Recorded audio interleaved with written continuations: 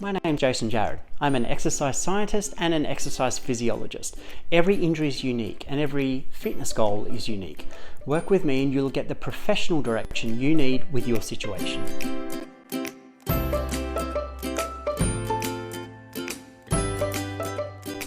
Welcome back to another episode. So today I'll be talking a little bit more about something I've spoken about before, which is often the case, chronic fatigue syndrome.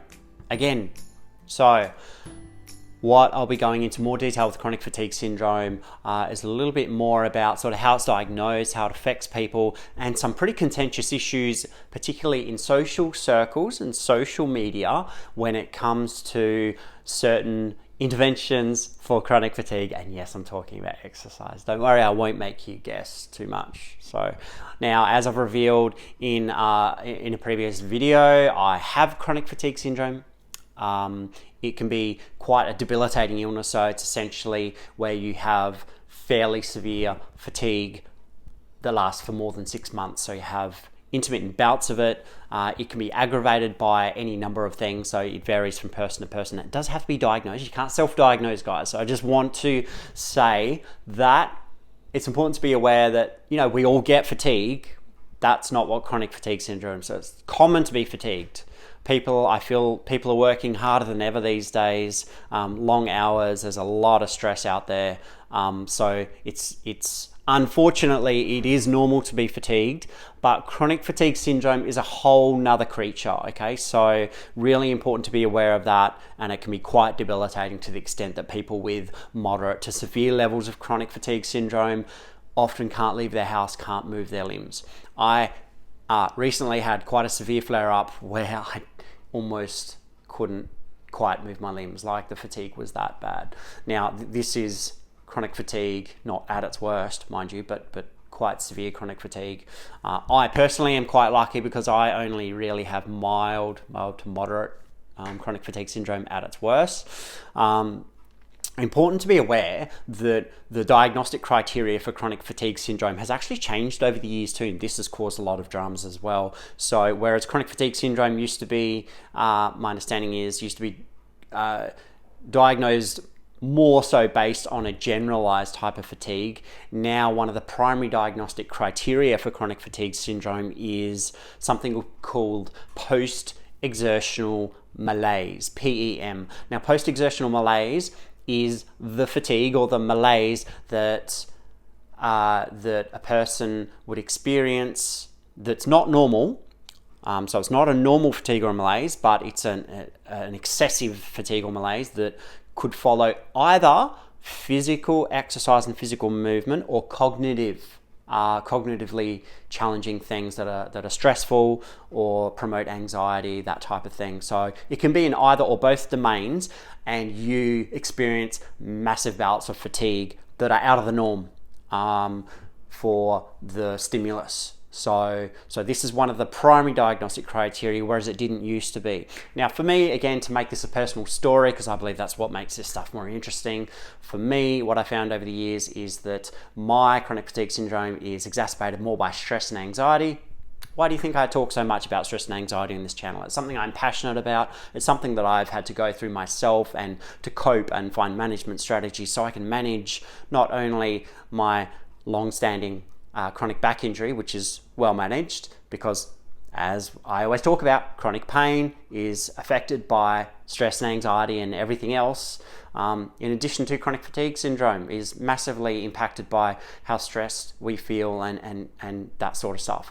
Now, there's, can you tell them over?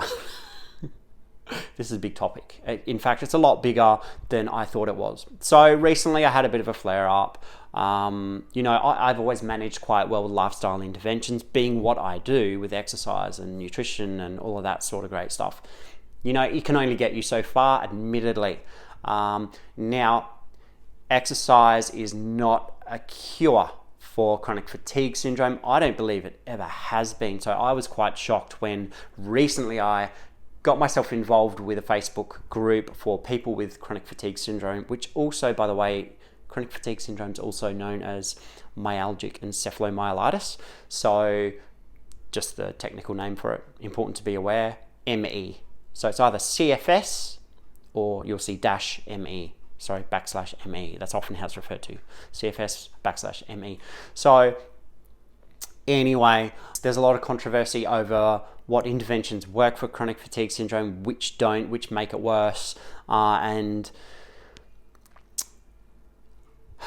this probably stems a lot from the fact that there was a big trial called the PACE trial years ago, and some of their data was a little bit dodgy, and it looks as though the type of exercise therapy, which is referred to as graded exercise therapy, the type of therapy that was in vogue and that we all thought, yep, this is the thing to do, was apparently not so great. And a lot of people had flare-ups from it, and it looked like it could quite often cause more damage than good, particularly if put in practice by, I would argue, a ham-fisted practitioner who's not very sensitive. Because let me tell you, I've got chronic fatigue clients myself. I have chronic fatigue, obviously.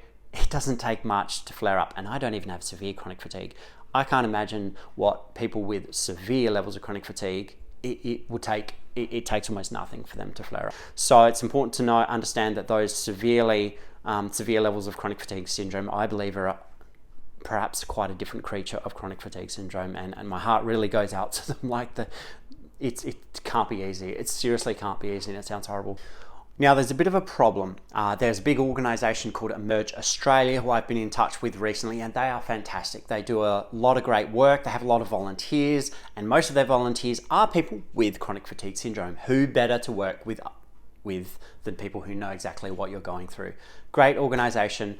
I came across a document that they've put out called a clinical primer for clinicians like myself, and assumedly for doctors and such who might have to interact with people with chronic fatigue syndrome. There's an issue, I believe, in this document where they've defined exercise therapy or graded exercise therapy, which is the one historically used, which may not be so great for people with chronic fatigue syndrome. Graded exercise therapy, the way they've defined it is in such a way that I believe no clinician would ever use that criteria or would ever use that therapy.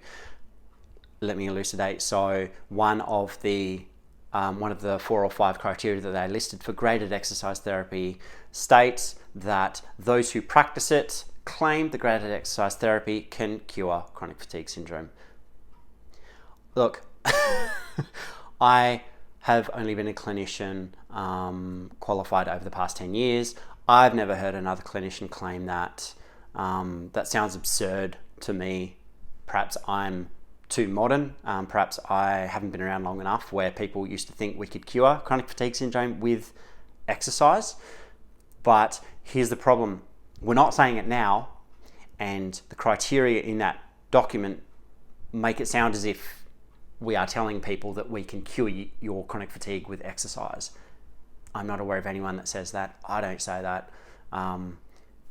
That's just bizarre. So we know we can't cure chronic fatigue syndrome with exercise therapy of any sort. It doesn't cure it. Of course it doesn't. We don't cure injuries when we deliver exercise therapy. We can increase someone's capacity. We can't promise a cure. We can't promise a fix. Once you're injured, that's just it could be a permanent modification to your body that you just have to cope and manage with. That's what we help people with everything we do. So say your first option is passive therapies. Passive therapies being things that, in my opinion, don't really work that well because they're massage, acupuncture, all sorts of holistic therapies might feel good, and I'm fine with those things, and I've even spoken about them in previous videos, as long as they're used in conjunction with actual therapies, and you know, as a client, the place that they fit into. I believe they can have a very positive psychosocial effect, and they can help perhaps with recovery in some ways. That's as far as I'll go with that. Now, that's your first option, those more holistic therapies. The second option is movement therapy, which I believe is the best option. It's still conservative and it's not making drastic changes. I believe your third and final option is surgery. That's very drastic, should always be your last option, and often won't fix or even fix the problem. Won't fix or even fix the problem. Won't fix the problem, and can often make problems worse. We know this, for example, with lower back injuries. Historically, There's been tons of surgeries done that just create more problems above or below the point where the surgery is performed, or can even lead to greater levels of pain. It's tricky, guys. So what do you do? What do you do when you've got chronic fatigue syndrome, and either exercise or stress flares you up, makes you feel worse? Who should you listen to? Well, again, as I say with all injuries, you know your capacity. You know what causes you a flare up. That will never change. That will never change. Now, I'm making this video because I just implore you to be very cautious of people who are fear-mongering. And I've seen a lot of fear-mongering on this very popular Facebook page, one of the biggest I've seen, an Australian Facebook page for chronic fatigue syndrome. I'm seeing a lot of fear-mongering, but it's kind of like a passive fear-mongering. So what I mean by that is they'll allow negative things to be said about movement therapy openly on their page. If you say something negative about, oh, like, don't do it, it'll flare you up, that's fine. People can have a pity party and whinge and gripe about exercise therapy and intervention flaring up their symptoms. But if you say one positive thing, and yes, this happened to me as a new member of the page, I simply said how I manage my own symptoms with graded exercise and have good experience with it. May not be the case for everyone, but you say one positive thing and want to share other people's experiences, you'll get shut down. I've been observing the rest of the discourse, and negativity is the game. So be really careful who you surround yourself with and who you choose to surround yourself with. If they're disempowering each other and doing a lot of griping and whinging and moaning, I would retract myself from that scenario and be really careful. Now, it's tempting, isn't it? Like, it feels good to vent. Like, it feels really good to vent. I'm venting now. I'm venting right now, publicly, on a video. But I'm not going to carry on for the rest of the week about it. I'm not going to lose sleep over this. I'm passionate about helping people and what I do, but it's Friday. After I shoot this video, I'm going out there and, gonna relax and wind down, and I'm not gonna worry about this. I'm gonna let this go for the most part, unless I make another video, but I'm gonna let it go. I'm not gonna gripe and whinge and moan and go, oh my God, can you believe it? Like, what's going on? No, I've had my thing. I've had my vent. I've analyzed the issue, and now it's time to move on, because there's nothing more productive to be done out of it. I've even made a video out of it. So use your best judgment. Just be really careful. Be really careful.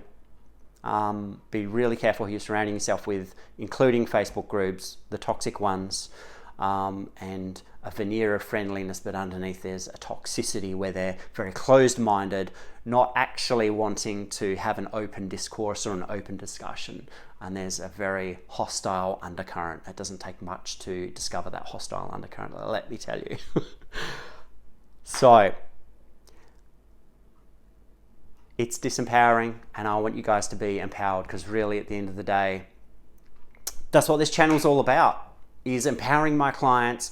I do these videos off my back in the hopes that some of you will watch it and get some value out of it. So please feel free to comment below. Please be sure to subscribe and like and all that great jazz. And if you're a clinician,